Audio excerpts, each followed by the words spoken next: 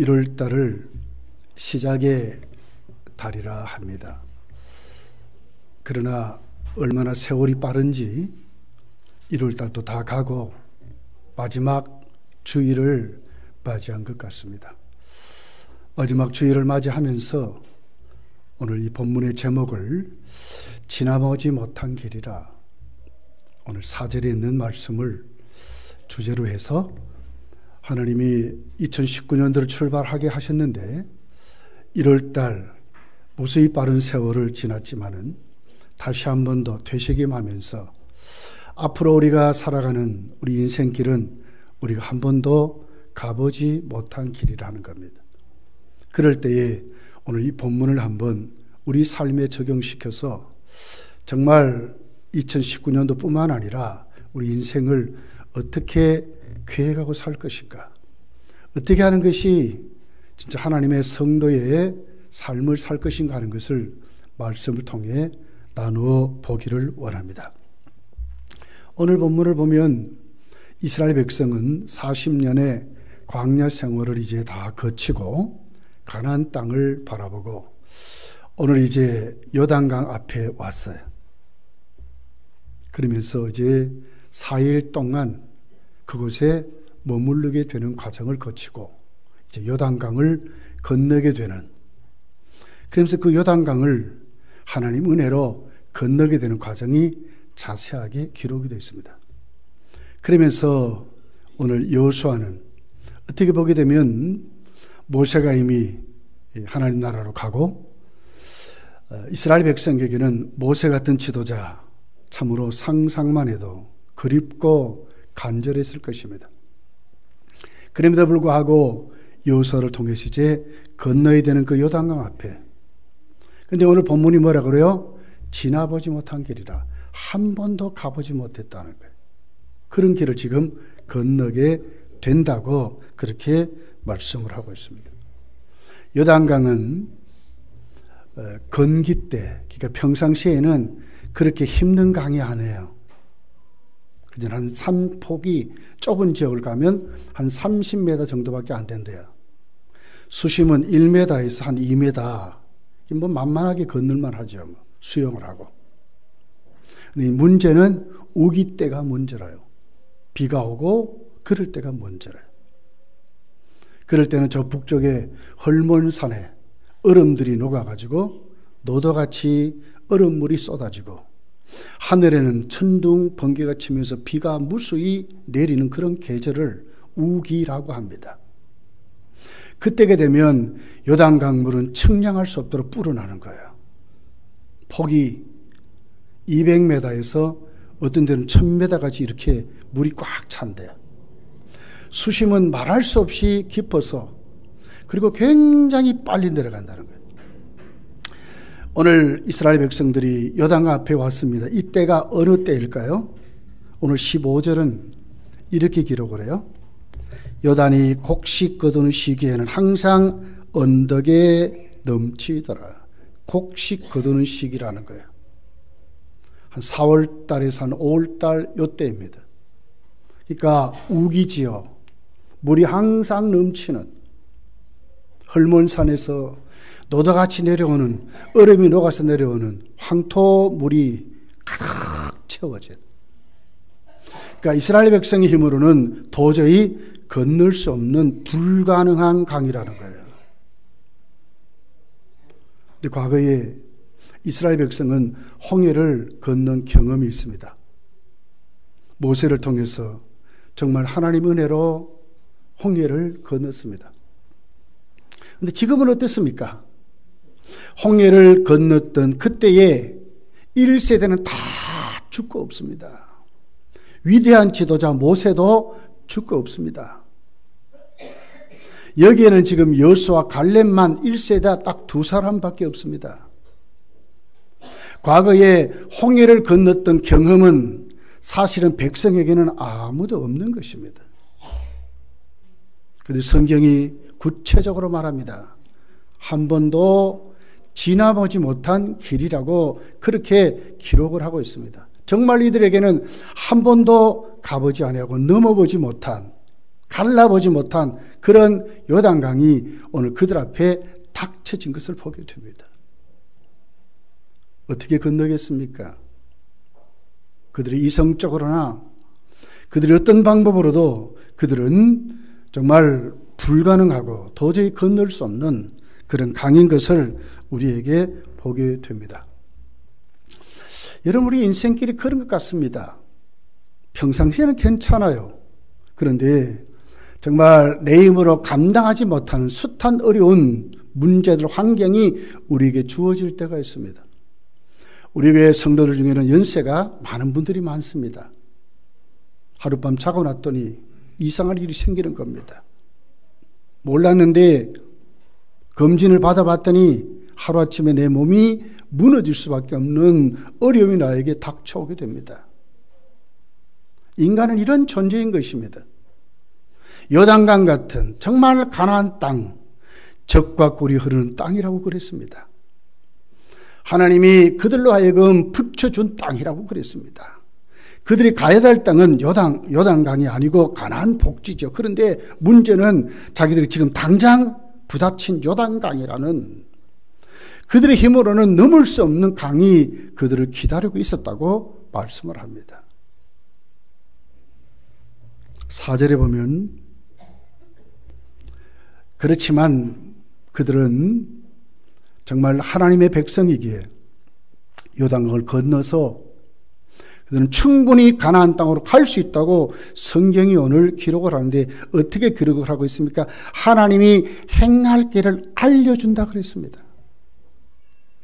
너희가 행할 길을 알리리니 하나님이 그렇게 하신다 그랬습니다. 자신들은 못 건너지만 하나님이 갈 수 있도록 가르쳐 준다는 거예요. 여러분, 얼마나 멋있습니까?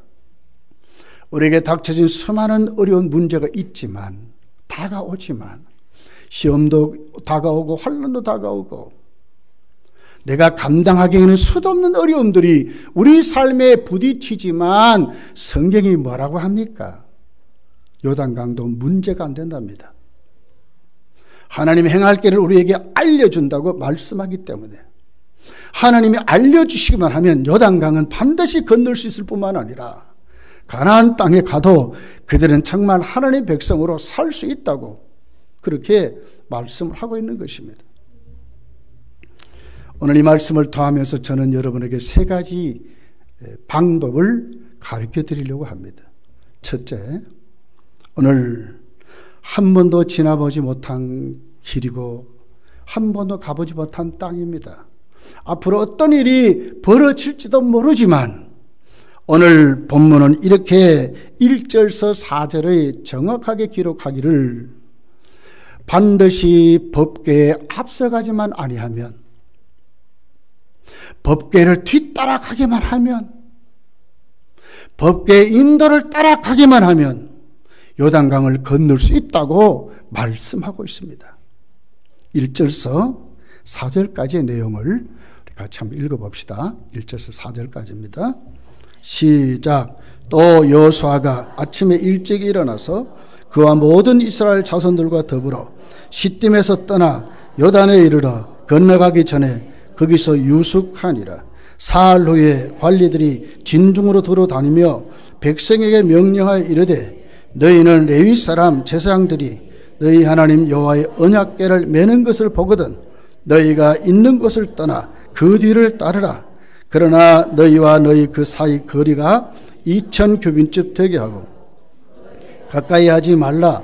그리하면 너희가 행할 길을 알리리니 너희가 이전에 이 길을 지나보지 못하였습니다. 하나님이 행할 길을 알려주시는데 하나님이 말씀하신 대로만 가면 그 방법이 무엇입니까?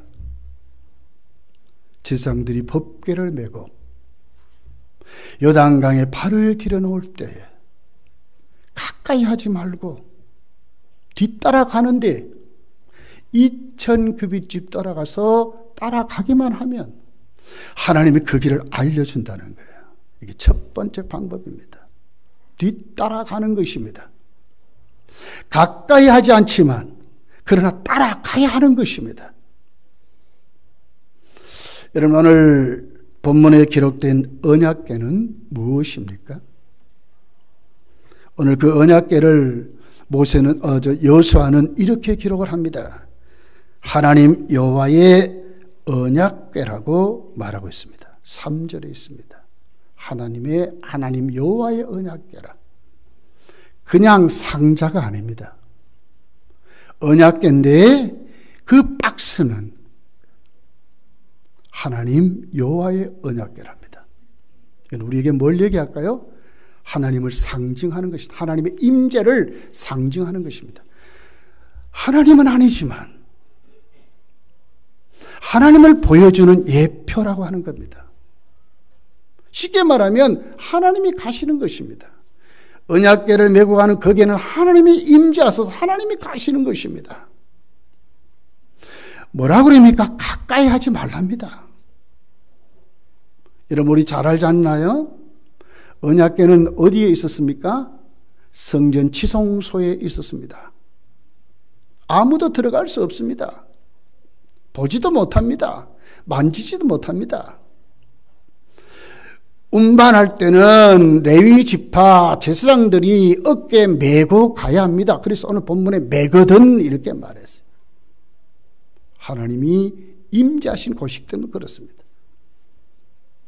하나님이 임재하신 이 언약궤가 가거든 그 말이죠. 이것은 우리에게 뭘 얘기할까요? 하나님의 주권을 말합니다. 하나님이 함께 하심을 말합니다. 하나님의 인도하심을 말합니다. 그러니 하나님 앞서가지 말라고 하는 것입니다.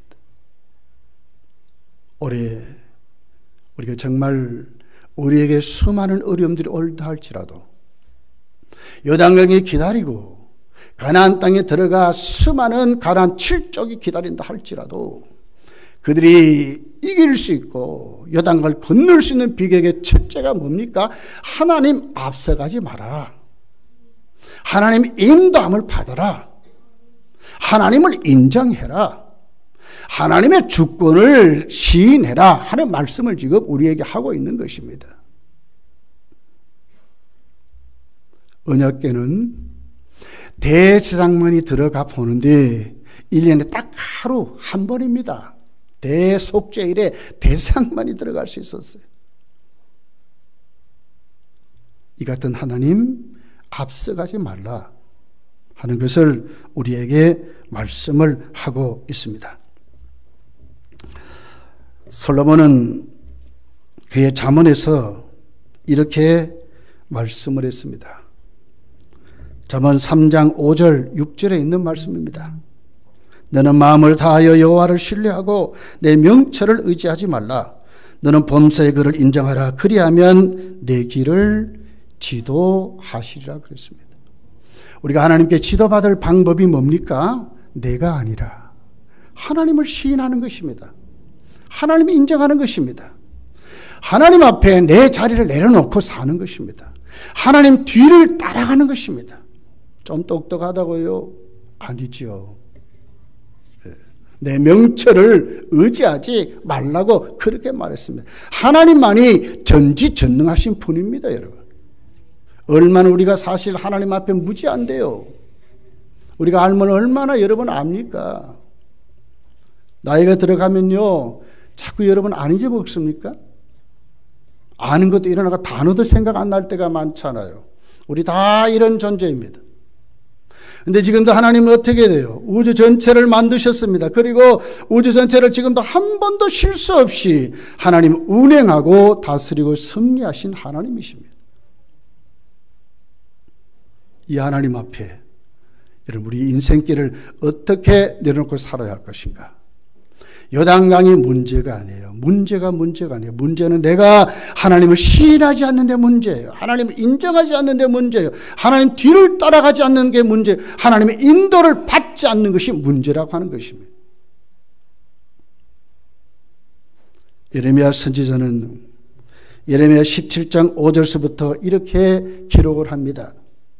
여호와께서 이와 같이 말씀하시니라.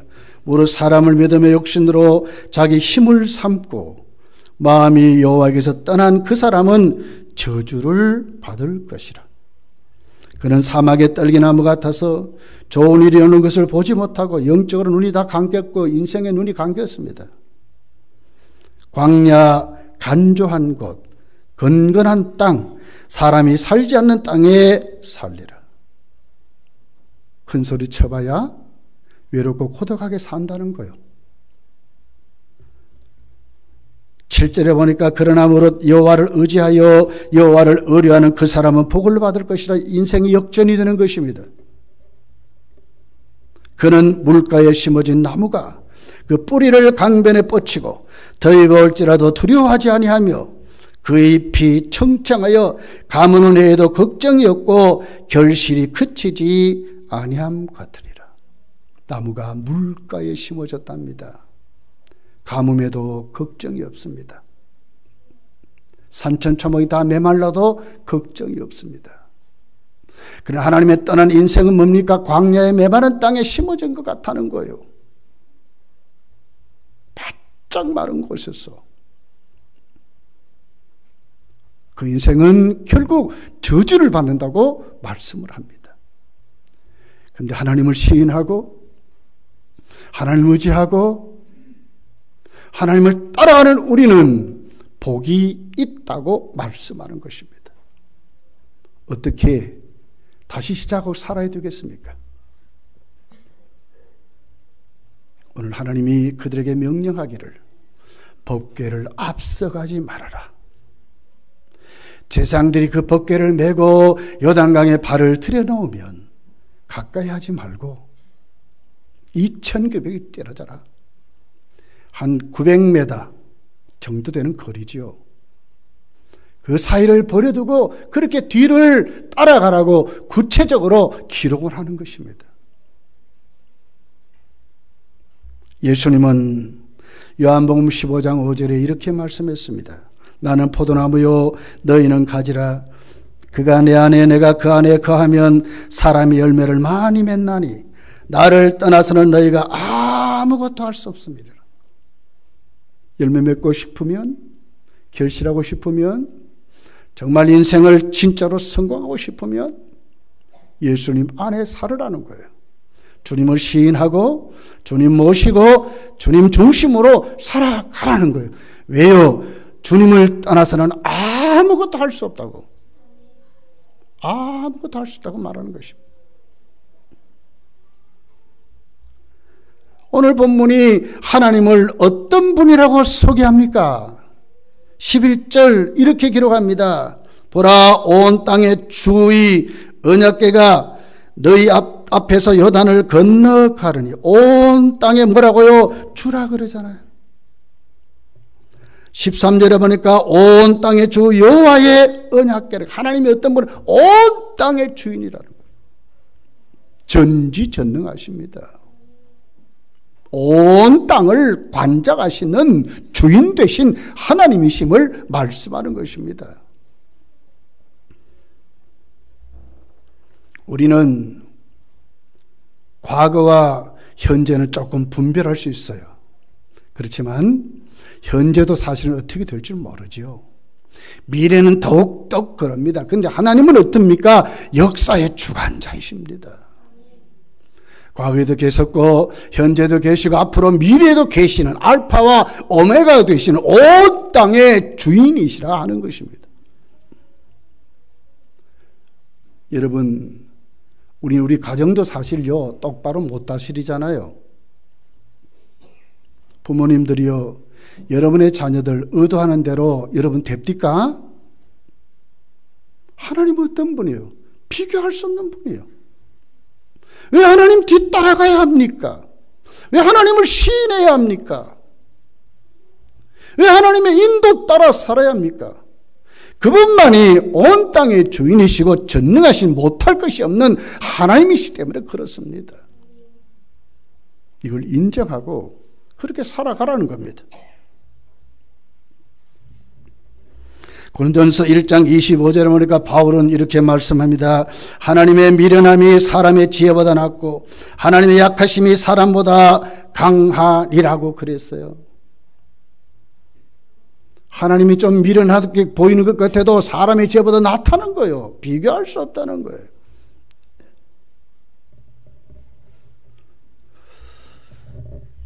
이동원 목사님이 용인에 가면 지구촌 교회라고 침례교 교단에서 가장 큰 교회입니다.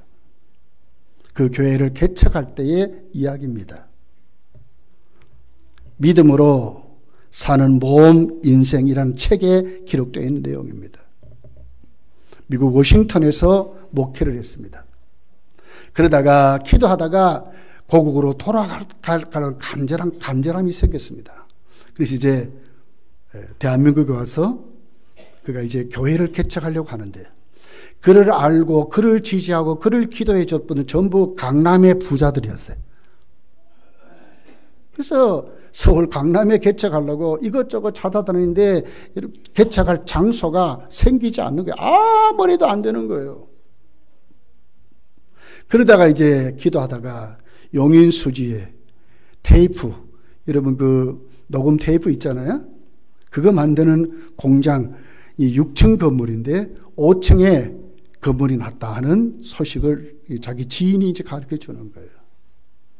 기도하다가 감동이 생기는 거예요. 자기는 분명히 서울 강남에 개척해야 큰 교회 이룰 수 있습니다. 부자들이 자기를 후원하고 그랬습니다.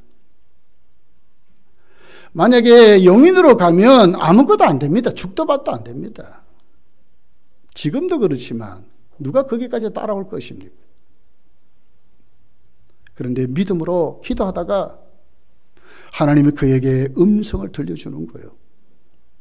그래서 이제 용인에다가 그 건물을 빌려서 개척을 했습니다. 그 건물은 엘리베이터가 없습니다. 그러니까 뭡니까? 처음 이제 개척 예배를 드리는데 65명이 모였대요.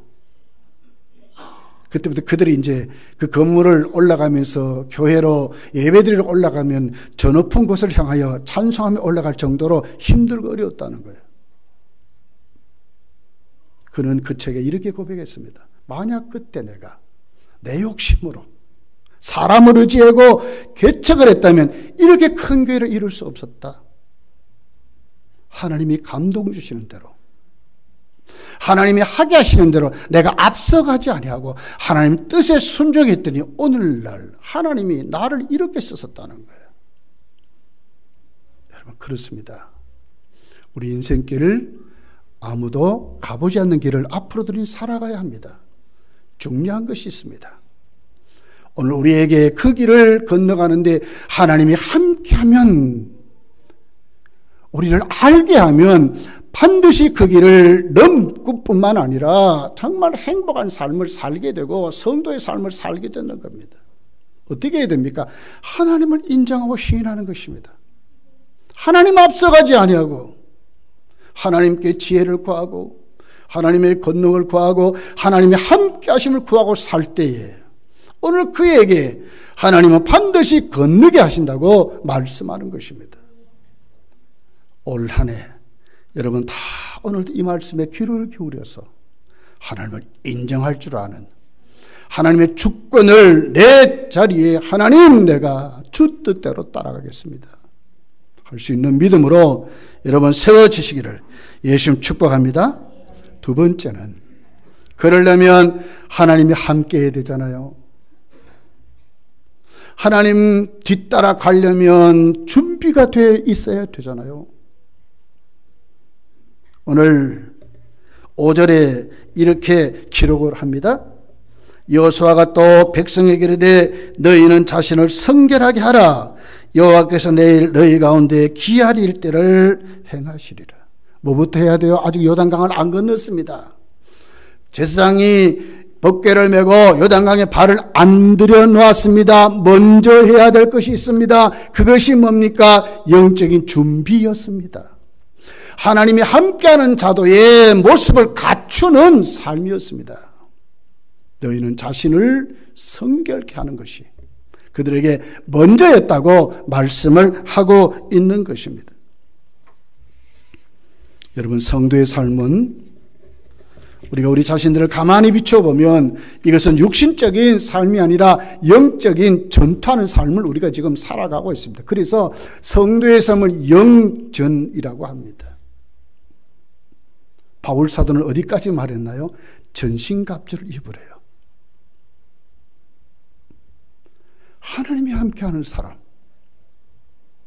하나님의 앞에 가서 싸워주시는 그 사람, 하나님이 함께할 수 있는 준비를 하라고 하는 것입니다. 이것이 뭡니까? 성결하라고 하는 것입니다. 막 살면 안 됩니다. 성결해져야 하는 것입니다. 오늘 성경은 이렇게 말합니다. 여호수아를 통해 하나님께서 이제 가나안 땅을 들어가는데 너희들 가장 필요한 것이 뭐냐? 그 땅의 백성들과 전투를 해야 되면 무기를 만들어라, 군대를 모집해라, 이렇게 말씀하지 않았습니다. 하나님은 그들에게 말씀하는 것입니다. 너희들을 먼저 성결하라고 하는 것입니다. 왜요? 하나님이 싸우시기 때문에 그렇습니다.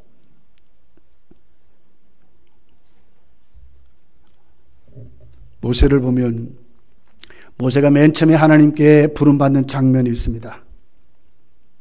80세에 부름을 받았죠. 광야 생활에 다 무너졌습니다. 희망도 없습니다. 그냥 그렇게 사는 인생이었습니다. 근데 하나님이 찾아와서 시내산에서 모세를 만나게 되는 장면이 있습니다.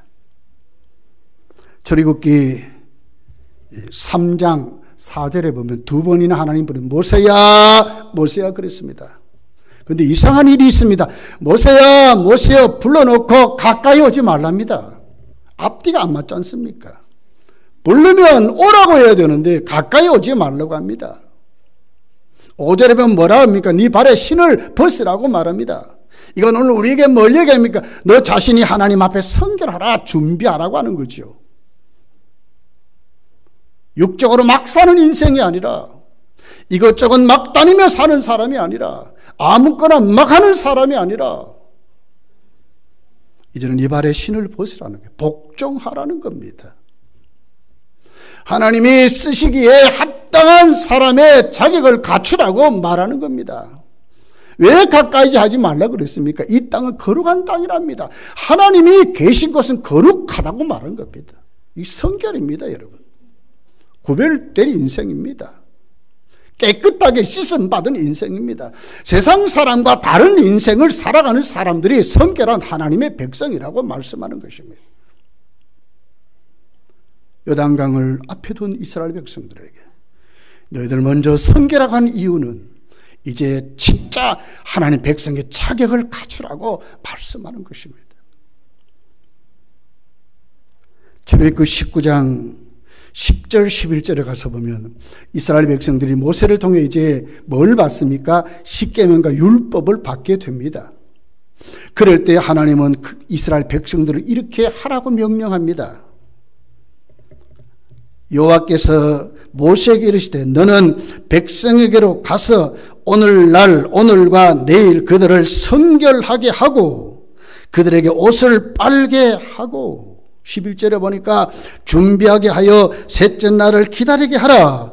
이는 셋째 날에 나 여호와가 온 백성의 목전에서 시내산에 강림할 것이니라. 하나님 임재를 말합니다. 하나님 임재 앞에 그들 어떻게 하면 첫째 날, 둘째 날, 셋째 날까지 어떻게 하는가? 성결하라고 하는 것입니다. 거룩게 지라는 것입니다. 말씀을 받을 태도가 갖추어지라고 말하는 것입니다. 요단 앞에 세워진 그들이 어떻게 됩니까? 법궤를 메고 가면 우장창 이야 잘됐다 이것이 아니라 먼저 그들이 어떻게 하나님의 권능이 많은 하나님의 능력을 체험할 수 있는 자격을 갖추라는 겁니다. 어떤 자들에게? 성결한 자들에게 하나님 일으킨다고 말씀을 하고 있는 것입니다. 성결하고 우리가 그렇게 되려면 깨끗해야죠. 그러면 요단강에 내려가서 목욕하면 되겠습니까?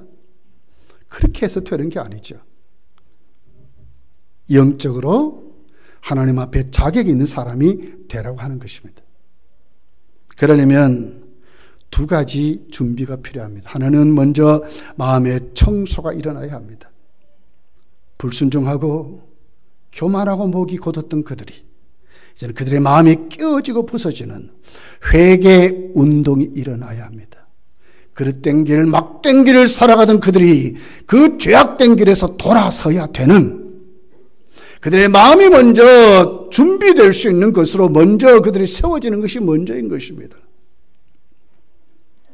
왜 불순종했습니까? 그들 속에 있는 그 정욕이, 그들 속에 있는 욕심이, 그들 속에 있는 그 우월함들이, 자기만 알았던 자기 중심적인 그 삶들이 하나님의 명령을 안 듣고 분별하지 못하고 눈이 감겨서 불순종했던 것입니다. 이제 그거 청소하고 비워내야 하는 것입니다.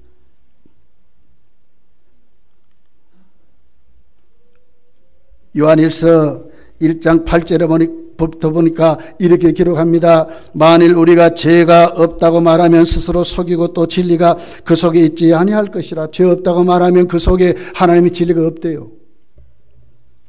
만일 우리가 우리 죄를 자백하면 그는 미쁘시고 의로우사 우리 죄를 사하시며 우리를 모든 불의에서 깨끗게 하실 것이요 만일 우리가 범죄하지 아니하였다 하면 하나님을 거짓말리로 만드는 것이니 또한 그의 말씀이 우리 속에 있지 아니하리라. 하나님을 거짓말하는 자로 만든대요. 하나님 말씀이 없는 자라 이렇게 아주 무섭게 판단하고 정죄하는 것을 봐요. 뭐 해야 됩니까? 우리 마음을 청소해야 되는 것입니다. 회개해야 합니다. 돌아서야 합니다. 내 마음대로 살아갔던 것, 내 생각대로 우리의 교만들을 하나님께 다 내려놓을 때에, 우리가 하나님 앞에 회개하고 차복할 때에 하나님은 그들에게 오셔서 어떻게 합니까? 이제 그들을 진짜로 인도한다고 하는 것입니다. 우리에게 가장 필요한 첫 번째 순서가 뭡니까? 뭔 일을 하기 전에 먼저 우리가 해야 될 것은 우리 자신들이 이제 하나님께로 돌아와야 합니다. 비워야 합니다. 우리의 모든 것 하나님께 내려놓을 줄 알아야 합니다. 하나님께 항복하는 것이 먼저입니다. 잠언서 3장 7절에 이렇게 기록을 합니다. 스스로 지혜롭게 여기지 말지어다. 여호와를 경외하여 악을 떠날지어다. 이것이 내 몸에 양약이 되어 내 골수를 윤택하게 하리라고 그랬습니다. 무슨 말씀입니까? 우리의 교만이, 우리가 스스로 지혜롭다고 하는 이것이 하나님 앞에 어떻게 돼요? 악이라고 말합니다. 진짜 건강하게 우리 삶을 살아가고 우리 육신을 건강하게 살려면 이것에 떠나라고 합니다. 먼저 하나님을 경외하고 악에서 떠날 때에 그것이 내 몸을 치료하는 양약이라고 말씀하는 것입니다. 성도의 삶은 거룩한 영적인 전쟁입니다. 마음을 하나님께로 돌아설 수 있는 회개가 먼저 우선순위임을 저희 여러분이 아멘하는 그런 시간이 되어야 될 줄 믿습니다. 두 번째는 반드시 경건 훈련이 있어야 합니다. 성결하려면 이제 어떻게 돼요? 청소했다면 청소하는 내 심령의 주인이 오셔야죠. 내가 그분 앞에 순종할 수 있는 믿음으로 성장해 가야죠. 경건의 훈련이 우리 속에 있어야 한다는 거예요. 디모데전서 4장 5절에 이렇게 기록합니다. 하나님의 말씀과 기도로 거룩하여 치밀하고 그랬습니다. 말씀이 없고 기도 생활이 없으면 어떻게 해요? 거룩하지 않습니다, 여러분. 거룩해지려면 말씀과 기도 생활이 있어야 된다고 말합니다. 이제 우리 결단해야 합니다. 올해 하나님 풍성한 기도의 능력을 주십시오. 기도의 문이 열리기를 원합니다. 사모하는 우리들이 되어야 합니다. 새벽기도 나오면 더 좋고요. 이제 연세들이 많아서 못 나오잖아요. 사실 못 나와요. 그렇지만 어디로 돌아가야 되겠어요? 내 심령이 하나님을 향해서 하나님 기도의 능력을 달라고 우리가 기도하며 하나님께 호소할 수 있는 믿음으로 세워쳐야 합니다. 어떻게 하든지 말씀 앞에 내가 한번 살아보려고 힘쓰고 애씀이 있어야 합니다. 영성 훈련이 있어야 합니다. 디모전서 4장 7절 8절에 이렇게 기록합니다. 망령되고 허탄한 신화를 버리고 경건에 이르도록 내 자신을 연단하라고 그랬습니다. 육체의 연단은 약간의 유익이 있으나 경건은 범사에 유익하니 금생과 내생에 약속이 있다고 그랬습니다. 약속이 있다고 그랬어요. 뭐가요? 경건이 그렇다는 거예요. 경건 훈련이 그렇다는 거예요. 육체 운동도 약간의 유익이 되죠. 왜? 건강에 도움이 되잖아요. 그러나 이 정도가 아니에요. 경건은 이 땅에 뿐만 아니라 저 천국 가서도 우리의 삶을 좌우지한다고 하는 것입니다. 디모데후서 3장 5절에 보니까 이렇게 기록합니다. 경건의 모양은 있으나 경건의 능력을 부인하니 이 같은 자들에게서 네가 돌아서라 그랬습니다. 경건의 능력을 부인하는 자는 성도가 아니라 그 말이죠. 돌아서라고 그렇게 말씀합니다. 성결해야 하는 것입니다. 영적인 전투, 하나님이 함께 하시면 이길 수 없어요. 요단강 건너기 전에, 요단강에 발을 데려주기 전에 먼저 해야 될 것은 성결하라고 하는 것입니다. 마음의 청소가 필요합니다. 그리고 이 삶을 유지해야 합니다. 하나님이 함께하는 삶을 살아가야 하는 것, 이것이 경건 훈련인 것입니다. 기도하는 삶, 말씀 보는 삶, 정말 우리가 성결하려면 그 자리로 가야 된다고. 경건의 능력을 부인하는 사람이 아니라 금생과 내세에 유익된 경건 훈련이 우리에게 있어야 한다고 오늘 하나님은 우리에게 말씀을 하고 있는 것입니다. 오늘 여러분 우리 다 이 자리로 돌아서서 우리 모습이 하나님께 꼭 붙들리는 그런 믿음으로 저와 여러분 세워지시기를 예수님 축복합니다. 세 번째는 한 번도 가보지 않는 길이죠. 그러나 이제는 믿음으로 모험이 필요합니다. 반드시 행동해야 행함이 있어야 된다고 말합니다. 여호수아는 제사장과 백성들에게 명령하지요. 8절이죠. 너는 언약궤를 맨 제사장들에게 명령하여 이르기를 너희가 요단물가에 이르거든 요단에 들어서라 하라 그랬습니다. 그때가 언제입니까? 우기입니다. 발을 들어서기에는 이건 해볼 방법이 없어요. 노도같이 광풍같이 밀려는 그 황똥물에 깊이도 알 수 없는 그 요단강에 어떻게 여러분 발을 들여놓습니까? 무엇입니까? 하나님을 진짜 의지하냐? 하나님을 신뢰하냐? 하나님이 함께하는 것을 네가 믿느냐 하는 것을 이제는 행동으로 보여줘야 합니다. 이것이 오늘 본문의 내용입니다. 먼저 누가요? 저와 우리 중직자들이 먼저 보여줘야 합니다. 제사장들이 발을 들여놓지 않습니까? 그러니 백성이 그 길을 따라가는 것입니다. 이것이 오늘 본문에 나와 있는 내용입니다. 무엇이 먼저입니까? 기적이 먼저입니까? 고쳐줌이 먼저입니까? 아니요, 순종이 먼저라요. 순종하면 기적이 일어나고 고침 받고 하나님의 권능이 함께하는 것입니다. 위기가 왔습니까? 문제가 왔습니까? 어려움이 왔습니까? 오히려 그 위기가 하나님의 축복이 될 수 있습니다. 하나님의 능력이 될 수 있습니다. 하나님의 기적을 일으키는 도구가 될 수 있습니다.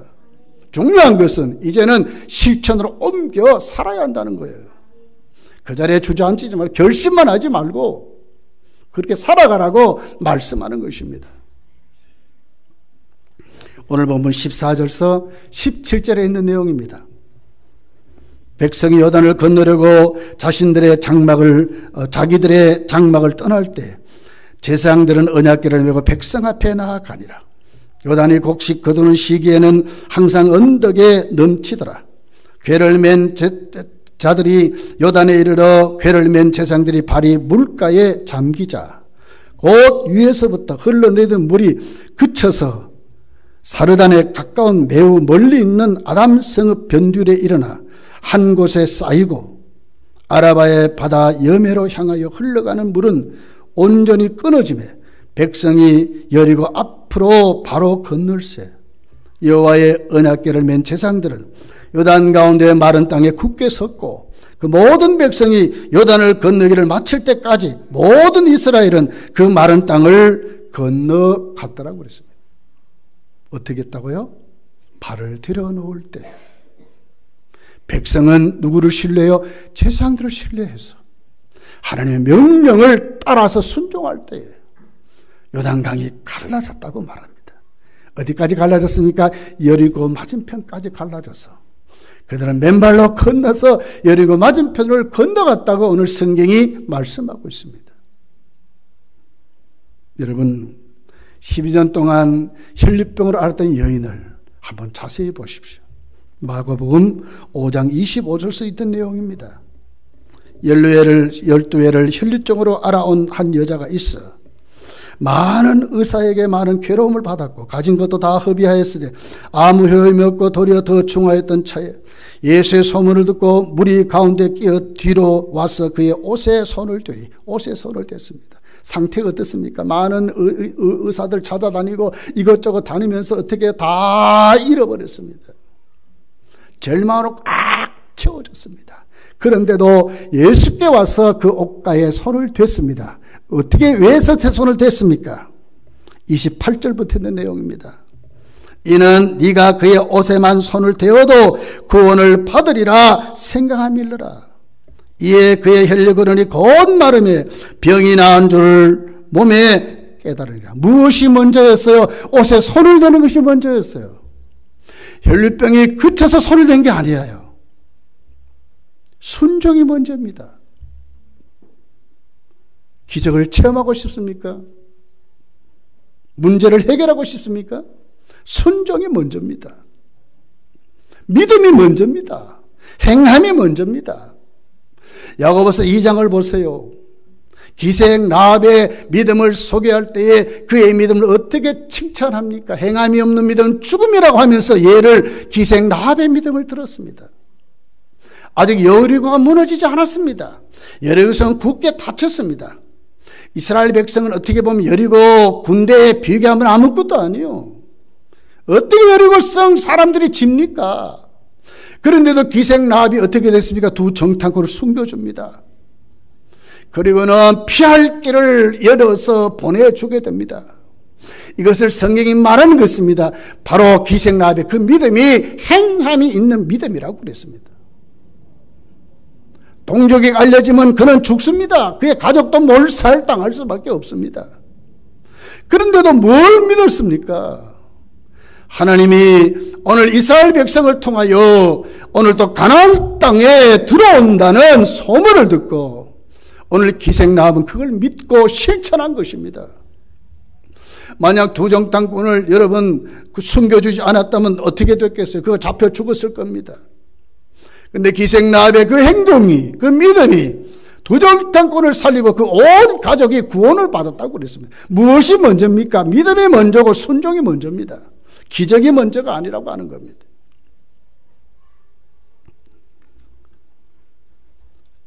언약궤를 매기 전에 어떻게 되겠어요? 오늘도 그들이 그 믿음 속에 제사장들이 언약궤를 메고 오늘 그들이 앞서갈 때에 그들은 그 뒤따라가서 그들이 발을 들여놓을 때에 물이 쫙 갈라졌다고 말씀을 하는 것입니다. 사랑하는 성도들이여, 우리는 올 한해 아직도 어떤 일이 우리 교회나 여러분 자신과 우리 생애에 부닥칠지 모르지만 중요한 키가 있습니다. 어떻게 우리가 살아야 할 것입니까? 순종하면 하나님을 신뢰하고 하나님을 의지하고 내 삶의 자리를 주께로 내놓고 순종하면 어떤 것도 문제가 아니라 넘게 하고 이기게 하실 것이고 승리하게 하신다는 말씀을 우리에게 지금 하고 있는 것입니다. 하나님 앞서가지 맙시다. 성결의 지도로 우리 자신을 하나님께 세워서 회개하며 살기를 원합니다. 우리 손에 성경을 쥐고 우리 입술에 하나님께 외치는 성결한 우리 신앙의 자세가 우리에게 있어야 될 줄 믿습니다. 믿었습니까? 그렇다면 이제는 행동에 옮기는 것입니다. 하나님 우리와 함께 하실 것입니다. 요단을 가났듯이 우리에게 수도 없이 밀려오는 우리의 힘으로 도저히 이룰 수 없었던 수많은 일들을 하나님이 넘게 하시고 이기게 하실 것이고 우리에게 승리하도록 하나님이 축복해 주실 줄 믿습니다. 기도하십시다.